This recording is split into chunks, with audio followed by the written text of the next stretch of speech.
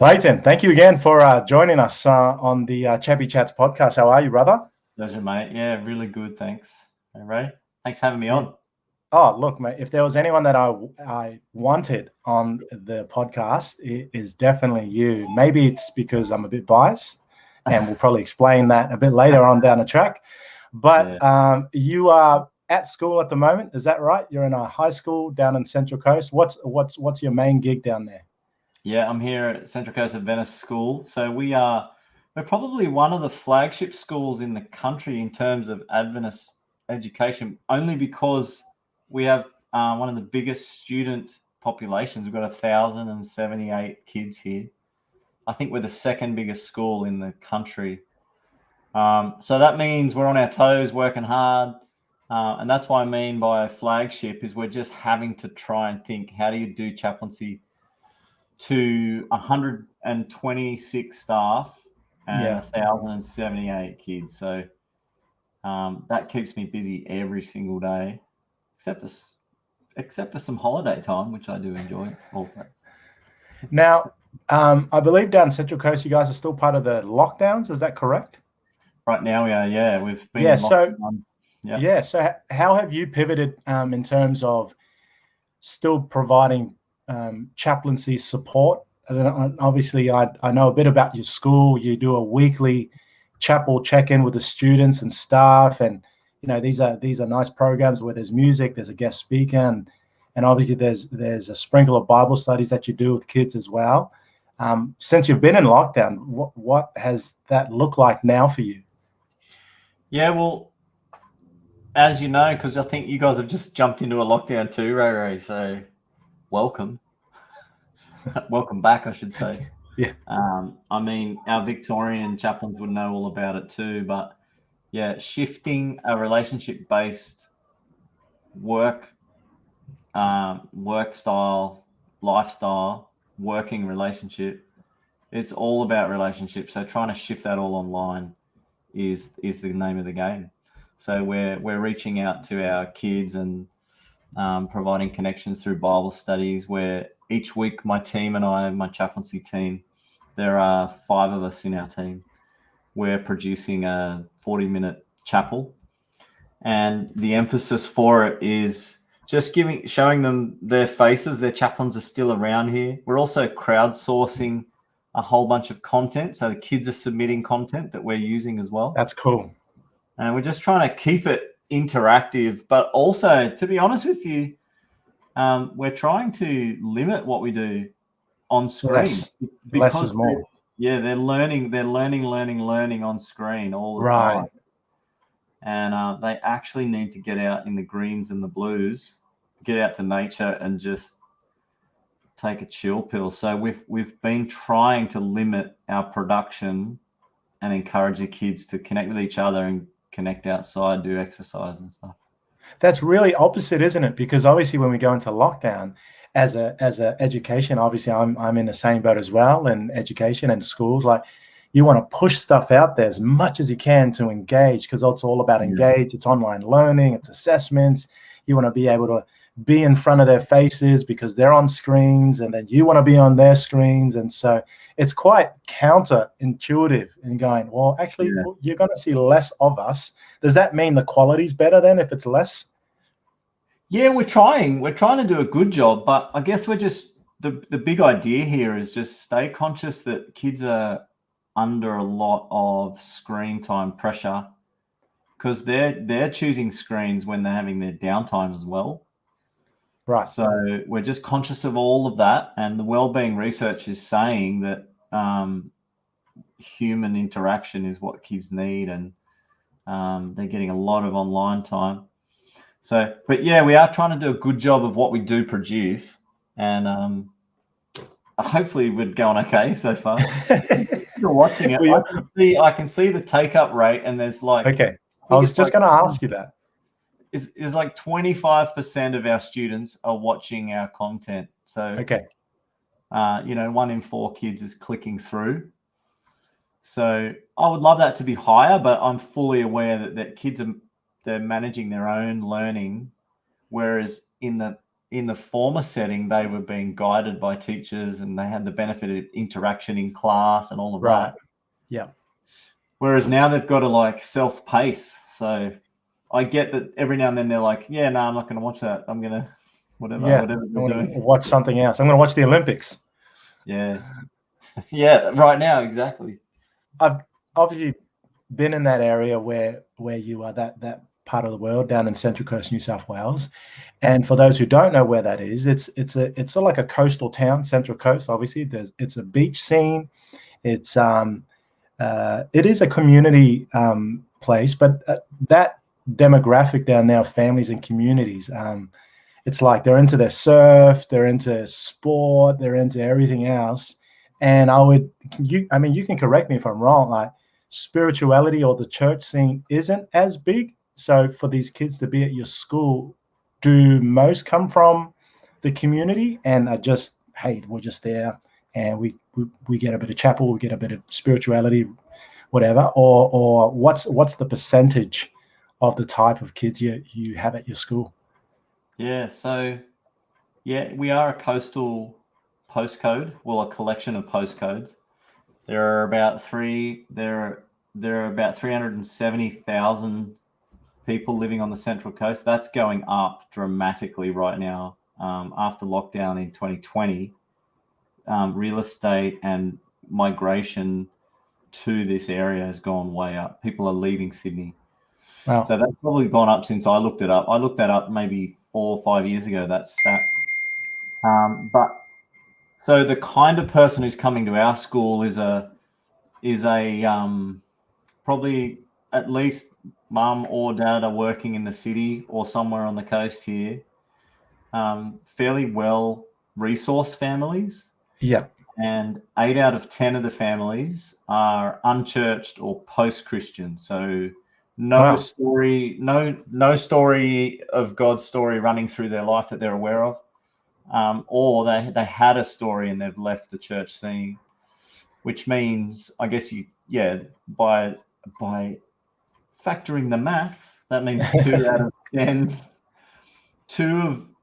10, 20% of our kids are coming from a Jesus conversation kind of a context. So it's a unique challenge, but it is. Yeah. I love it. I love actually the challenge of translating the story of God and basically trying to expose, hey, God's in this story. I love that challenge of exposing that to the kids. It's good fun, and our staff too as well. Yeah. Some of the other chaplains that I've been privileged to speak to, obviously they work in public schools or state schools where they have to be quite innovative of how they share the gospel. And when I say share the gospel, it's not like, hey, come to my room, let me have a Bible study, but it's like, how do you share your Christ-like values? Because people know that you're a Christian chaplain. But how do you do it in a way? Yeah. So whereas in your situation, you're at a Christian school. So you have, I guess, the very awesome privilege to be able to be unashamed about your faith because they're coming to a faith-based school. Have you found that that as a challenge? Because these kids are coming, going unchurched, maybe no faith, and now they're like, oh, we're here because our parents sent us here, and so I have to listen. Or do they engage? Are they genuinely curious about knowing more about God? There are kids who are curious and they take steps with us. For example, kids who enroll in Discovery Bible reading with me, by way of explanation, that's small groups of 3 or 4 kids just reading the Bible together and reflecting on what it says in the ancient tradition, like exactly the way they would have done it around the fireplace out in the Mediterranean 2,000 years ago. That's the way we do it here. It's conversational style. So I get about 70 kids from the high school taking that up every year. Wow. That's a staggering number. It's pretty good. We have maybe 18 to 20 groups, and I get 5 to 6 people managing that with me, chaplains and a couple of volunteers from the community. So circling back to your question, what kind of uptake is there? Well, there's certainly kids who are, I would say that's kind of like the low-hanging fruit. Those are the kids who are really curious. But for me, the challenge and the real hard yakka challenge of chaplaincy is trying to link with in my high school, the 480 other kids who are not leaning in, and trying to think of ways to really reach out to them. And for me, that happens in places like school camps, going out and doing sport with the kids, just literally doing their life with them, building the relationship through taking an interest in what they're doing. So there's heaps of examples I could give you. It's hard in a short chat. Yeah, that's all right. I was going to say I should screen share some of my. I was going to say maybe I should be screen sharing some notes.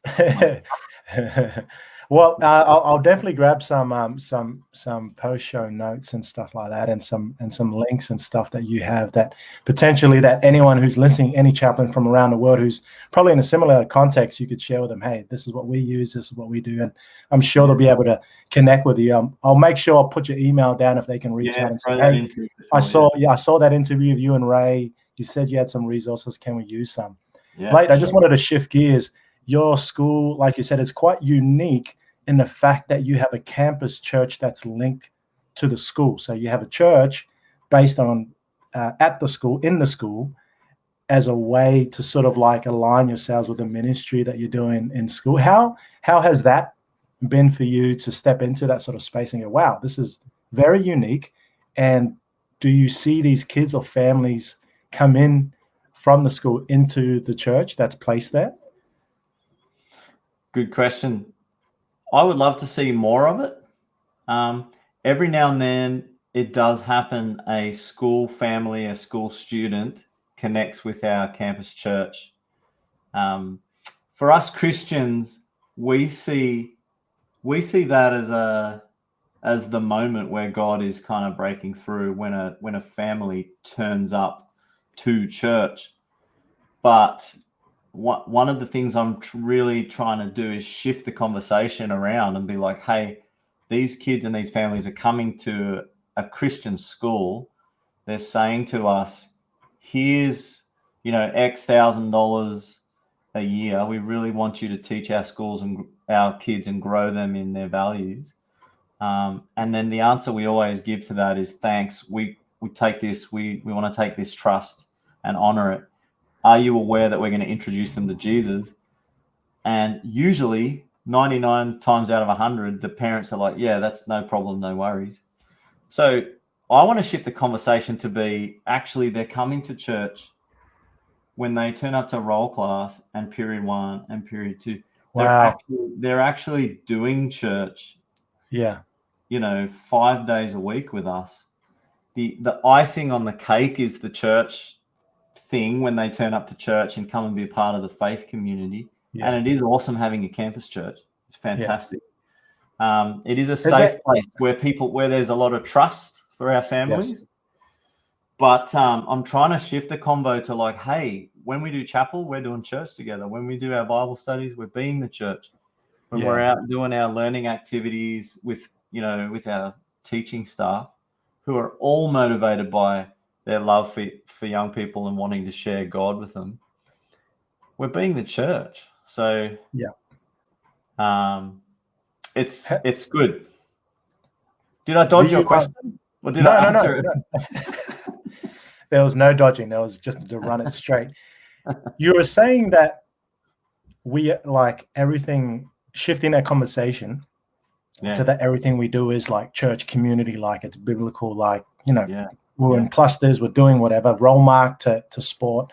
Yeah. How important is it for your staff to be on that same wavelength, to know that that's what they do? Because again, the school is a Christian school, and majority, if not most, are Christians.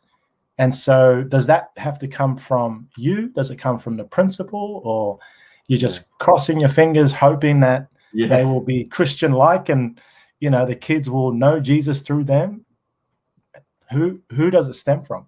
Great question. It's got to be the staff. Yeah. So I actually see my role, a dominant part of my role is to actually bless and minister to and create culture with the staff. Right. Because from that culture that we build and create, and that mindset of why are we here? What are we doing? Why did I become a teacher? Why are we gathering at CCAS to worship? Even the way I talk about what we do with Bible studies on camps, the sports stuff, the chapels, all the activities of the chaplain, I'm always conscious of trying to use team language and just onboarding staff to, we're in this together and this is a mission we're on. We are on a salary here, but there's something greater than the workplace happening. Always trying to vision cast that way. And I hope, and I'm not alone. Like, this is a culture that I have come and joined. This is a way that we speak about it here at school. So I know, I mean, I've got their faces in my mind right now, and I could tell you the teachers' names. Yeah. Can I shout some names out? Shout out, man. Shout out. You know, Please. Samuela Cirillo, I know that he's a year coordinator for My you. boy. I know when he gathers his troops, it's like it's 100% relationship. Yeah. He wants them to know that he's there for them. And then back behind that intent that he has is, I just want you to know God's here for you. Yeah. And then I know that Jordan Dennis takes this approach in his classes as well. Yeah. JD, I know Ange Hamilton, like one of our counselors. All these teachers, Marilyn Grange, from the French room right through to the sport department down the bottom. It's got to be our staff. Yeah, they're carrying I guess you'd say, the burden of being the church. Yeah, it's good. You're a man of many talents, and I know that because this is the part of the podcast where this is a disclaimer. So I happen to marry Leighton's sister. Yeah, you do. It's a good thing. It's a good thing. And so I know that you're a man of many talents. So Leighton comes into the school chaplaincy scene. He's got a guitar under one arm because he loves music. He's got a surfboard in the other, and he's got a basketball wherever else he can fit in between a surfboard and a guitar. How have you used these three disciplines in the work that you do to connect with students, connect with staff? Yeah, cool. Well, bro, I can't hold all of those things at once, but I do love all of those things. I recently wrote a vision statement for myself. Share, please. Well, it was for an accountability line, right? And you know how you kind of accountable up the chain, and so I was chatting to one of my supervisors. I've got lots of them, and we were chatting about it, and it was really super helpful, actually. So it said, I want to communicate truth through personality and relationship. And so I just think you got to go with your interests when it comes to doing chaplaincy and ministry. So for sure, bro, I get out and play basketball with the kids when I'm on duty. I go down and train with them occasionally on a Thursday afternoon when the boys train, the school team. I'm involved in music all the time with the kids. And then when it comes to the school camps and getting outside and surfing and all of that, snowboarding, mountain biking. Bro, it's best gig ever. Oh, it's amazing. Although it is pretty sad. One of our camps got cancelled today. We found out because of the COVID lockdown. We're all spewing because this group of year 11s, they got cancelled last year for year 10 trip. 10s. We rescheduled it for this year, and it just got cancelled again. We're just like, yeah. But having said all of that, like it's all an excuse to do what I said earlier for one of your previous questions, to do life with the kids. Yes. And while you're walking alongside them, like the Shema says in Deuteronomy, like when you're walking day by day, reflect on God's word, reflect on his story, reflect on his values. And sometimes it's direct. Most of the time it's not. Most of the time, because 8 out of 10 of my kids are unchurched, it's more subtle than that. And then when they take an interest and want to know why and ask you and develop from there, that's when you have more detail in the conversation. But Yeah. Tell us about your leadership team, your chaplaincy team. Obviously, like I said in the beginning, I think you said it best. You have a chaplaincy team, and that's a flagship thing. Like for me in my school, well, obviously because it's a different context, there's just me. What's it like having a team, and what sort of responsibility do you have for your team in terms of the work that you do? Yeah. So, shout out to you guys working in what can feel like full-on isolation. But I do want to encourage you too, Ray. Like I said earlier, when you look around your teaching team, there's your team right there. Right. And I reckon it is all about getting alongside staff, and the conversation needs to be around, we are doing something that's bigger than any one of us here. Always back to the big, the big arc. We, not me, right? It's an upside down me. It's we. Yeah. And I reckon that from there too, that needs to extend to the kids. So you're asking me about my team. I do have a team. My role is to lead a team of chaplains. I have a chaplain in the primary school. I'm chaplain to the high school. We have a school leaver every year who comes and joins us. So someone who graduates from school? Correct. So they leave year 12 and they go on to a gap year with us. We pay them. So cool. We pay them kind of nominally. It's not like amazing wages, but it's something to keep them alive for 3 days a week. And they come and work for us actually 5 days a week. So they like volunteer 2 days and we pay them 3. So wow. It's more like a development program. So there's 2 of those, me and Phil, the chaplain, and then we have our counselors as well, and our campus pastors. So between all of their time that they're able to devote to chaplaincy, I normally say, there's 5 on our team, but there's 8 people, and then there's all the staff. And like I said to you before, the staff getting on the mission with them. But then when you widen the circle, there's all the kids. Right. Do you know what I'm saying? Yeah. All your volunteer kids who are more than happy to put their hand up and say, Pastor Leighton, Chaplain Leighton, how can I help? Do you want me to shake the hands of the kids that come in? Do you want me to high five? Do you want me to stack chairs? Do you want me to clean up afterwards? And that's it. And for me, I mentioned I did my personal mission statement the other day. The growth area we highlighted was, I'm not yet involving kids as we could on our campus. A lot of what we do is professional chaplaincy service, if that makes sense. We'll create something cool. Here it is. Do you like it? And I'm not sure if I don't think that's the way forward. Yeah. I think it's actually needs to be more like, hey, kids, PBL it, project-based learning it.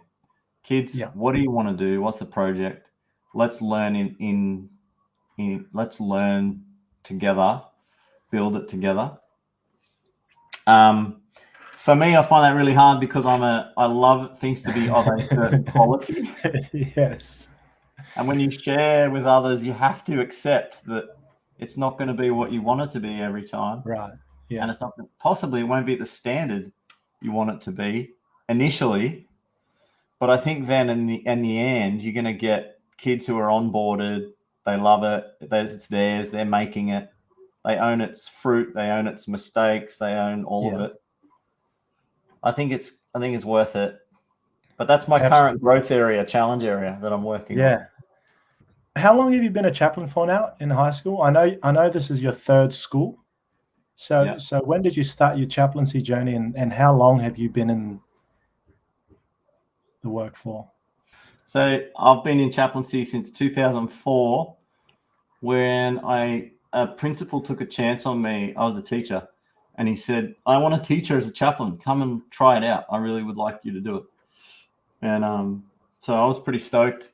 Got married too, so that was convenient because it was right near Ali, my wife. So I was there 5 years, and then I went down to Adelaide and spent 3 years in a school and a church there, and now I've been here at CCAS. That's so good. So that's 2005. That's 2004, yeah. So for the last, what's that? 16 years or so. Yeah. Dude, what's your biggest legacy in that 16 years? What's something that you're proud of to say, I had a crack at this, or this is what's happened? I know it's a very broad question, but I just want to throw it in there and just go, hey, what is something that you are proud of that you've achieved in the last 16 years? It could be the current school, previous school, or just in general.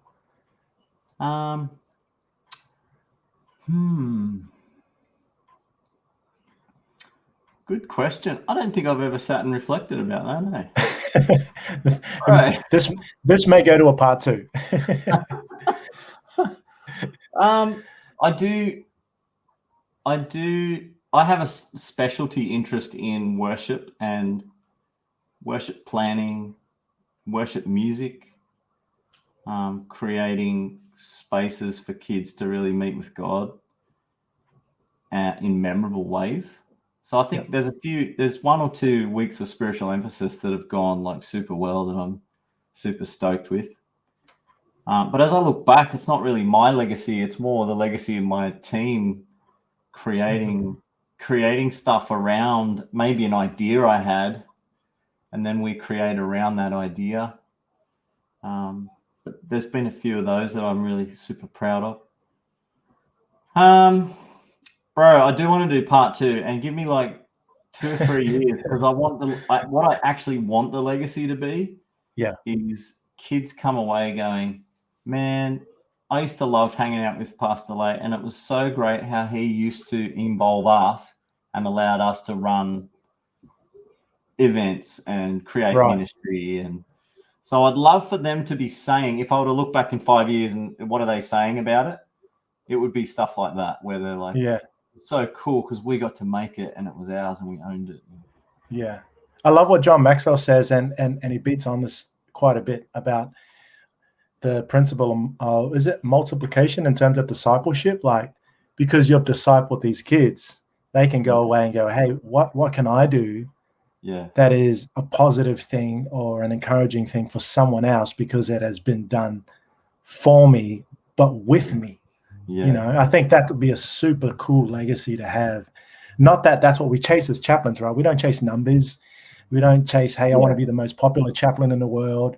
I want to be the coolest, chaplain in the Central Coast who surfs, early hours of the morning with my students, and then we play ball. Like, those are cool things. But I think the legacy that all of us do, true at heart, which is the gospel, which is, hey, multiply and multiply and multiply. Super, super cool. Yeah, for sure, mate, for sure. And even last week, got a really cool email from a year coordinator who was working with year 11s. I think he's in year 11.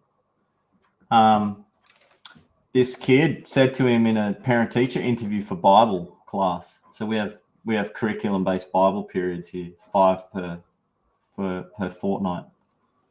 And the mum and the kid were saying to Paul Glasberg, one of our teachers here, Declan's his name. Declan decided that there's something unique about this school, and he feels like it's missing from our life. And I just want you to know, as teachers and as the chaplain, Mum was telling us, she goes, I want you to know I'm fully going to back him. I'm going to follow his interest in this. And I just want you to tell me, how can we take the next steps? Because Declan is fully saying, maybe it's the God thing at school that is the difference. Yeah. And because he's noticed since he's come to our school, he's only been there 1 year. He said, there's something different. I'm trying to figure out what it is, but all these people around me are positive, they're happy, they're in a good well-being space, even though we're in a crisis. Wow. And so he put it down to them. It must be God. So, Pastor Lake, what do I do next? How do I? Where do I sign up for God, guys? Where do I start? Is there a permission form? Is there a? It was really cool because I got to say to him, actually, Declan, welcome. You've already begun. Yeah. And the fact that you're saying it and seeing it just is another step in the journey. But you've already signed on. You're already here. You're already part of it. And he was like, "Oh, really?" He's like, "But how do I be a Christian?" And I was like, "That's a massive question, bro. I'm still trying to figure that out myself." I love the context of which you work, Leighton, and obviously it's very unique. Like we said in the beginning, it's a unique way of trying to figure. It's like a Rubik's cube. You're trying to go, okay, if I unlock this move, I know it's going to get me over here, but you need to do it slowly with your students, and what that translates to, and what that discovery is of finding out who God is and what Jesus is, and all the good stuff. Maybe it's just the Jesus thing, the God thing. I think that's something to be applauded, and it's very, I guess, affirming for me. Like, if there's something that you would like to say to our chaplains all over the world who may be watching this, who may be thinking about, hey, I'm thinking about throwing in a towel, or maybe there's a potential chaplain watching this and going, I was been thinking about it. I'm not sure if I'm going to do it, commit my life to it. Well, what would you say? Oh man, I've been both of those people you're talking about, and that's why I asked, because I know you've been in both of those categories. I've been both of those people. I've been the guy looking over the fence, going, "Man, chaplaincy is so good. I would love to be a part of that. It looks like it's an incredible way of life, an incredible profession." And now that I'm in it, it is. I have discovered how sweet it is to walk with people, journey with people. And in chaplaincy, in a semi-structured environment, because we're attached to schools, many of us in school land, there's a bit of structure there, and that helps me as in my personality makeup. But there's a lot of freedom too, a lot of freedom to create. And you guys who are watching from commercial chaplaincy, workplace chaplaincy, maybe armed forces chaplaincy, you know what I'm talking about. You work within a sort of a structure of your own, but then there's a lot of freedom to create as well. I just really enjoy that freedom, because the way God stitched me together to reach out to others through personality and relationship to communicate truth. There's my personal vision statement coming out, bro. The way he put me together, chaplaincy is just such a great fit for who I am and my skill set. So I would say to you, if you're curious and you're looking down that pathway, grab Ray Ray's contact details and mine, and there'll be other chaplains that you see on this channel. Reach out to them. Maybe if you connect with one or two of them, particularly, reach out and just ask them for their top 5 reasons it's great, and then ask them for the top 5 things that really annoy them. And I'm sure we'll all be more than happy. I'm limited to 5. I would have thought that would have been like a list of 10. No, I'm only kidding. I love all my students and my staff members. It's all right, guys. I love email. It's the best. I want to talk to. I know you got to wrap up, but I want to talk to the chaplain who's thinking, "I'm done. I'm finished. I'm gonna, I'm gonna pull the pin and, sit on this grenade." I just want to say to you, are you sure? Because the grass apparently looks greener on the other side of every fence, but this paddock that you're in, this world of chaplaincy, God's got you here for a reason, and he stitched you, made you the way you are for a reason. And maybe you've forgotten your first love, the first reason why you came into chaplaincy, and you've made it about something else. Maybe you've been performance managed, or maybe you've been so creative that your community couldn't handle it, and you're moving so fast that they're just making life hard for you. Maybe there's just something you haven't seen yet, and you just need some more time to reflect on why it is that you're kind of stuck. But it may not be chaplaincy that's the problem, or you. In fact, I guarantee it's not you that's the problem. It's something to do with your context. So keep thinking about it, keep reflecting about it, and let God do the work in you of this difficult season, because he will bring meaning to your pain if you allow him to help you to see it. And the suffering that you're going through, he will allow you to see the reasons that you're in it and the value of it to you, if you let it happen. But if you run away, or if you're ready to bail, you may miss that learning. And of course, what I'm saying, take it with a grain of salt, because you may need to leave chaplaincy, indeed. And if that is you, then bless you, and in your next career, all the best. But maybe I've said something there that's going to help someone who's just needs to stay just a bit longer to break through to their next season. Yeah. So bless you guys. Blake, can I ask you one more favor? What's that? I want you to end us with a tune on your guitar. Oh yes. I don't know what it is. Maybe not Blue Moon. Maybe something that could be of an encouragement to someone. Could be could be a cover of a song. Maybe your favorite song. Maybe original. I don't know. Hey, do you mind? Can I ask that you tilt your camera down so we can see you play?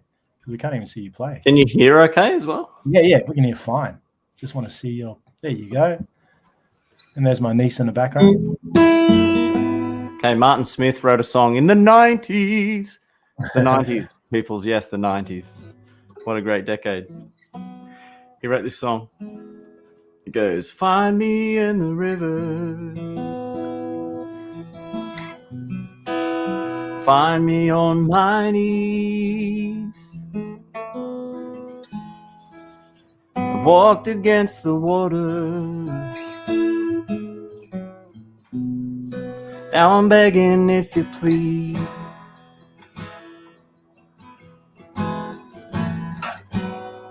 Find me in the river, find me there.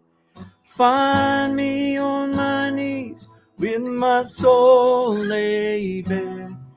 Even when you're gone and I'm cracked and dry, find me in the river. I'm begging you, please.